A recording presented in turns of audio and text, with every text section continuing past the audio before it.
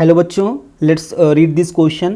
The question says an electron of mass small m and charge small e is accelerated from rest through a potential difference capital V in vacuum. What is the final speed of electron? इस question को solve करने से पहले कुछ की concept यहाँ पे discuss कर लेते हैं. की कंसेप्ट यहाँ पे हम ये कंसीडर करते हैं कि हमारे पास क्या है, एक इलेक्ट्रॉन है जिसका मास m और चार्ज e है.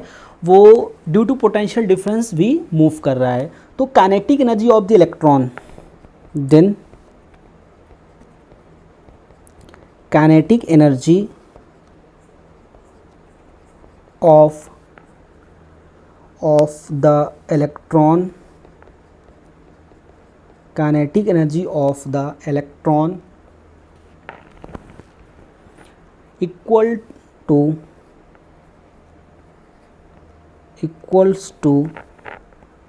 the work done,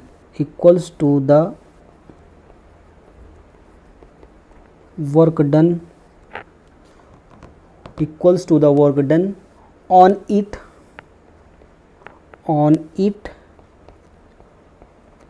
by the electric field.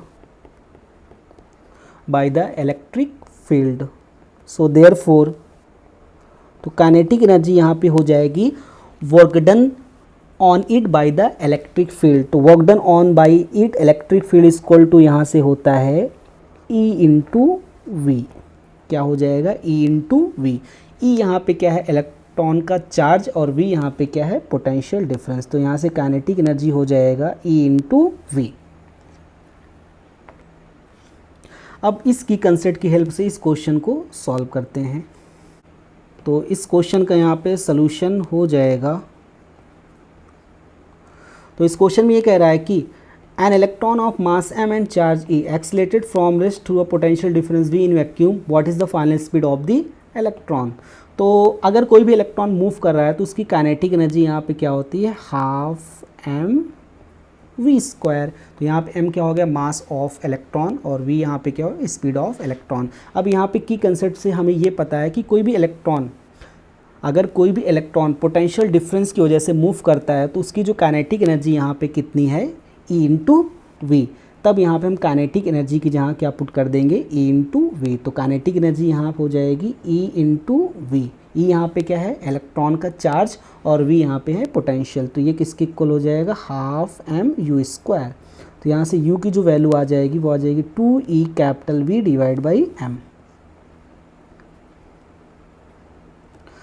तो यहाँ पे इलेक्ट्रॉन की जो स्पीड आ गई वो आ गई √2E capital V divide by small m. So final answer is speed of electron V equal to √2E capital V divide by small m. Hope you understood it well. Best of luck.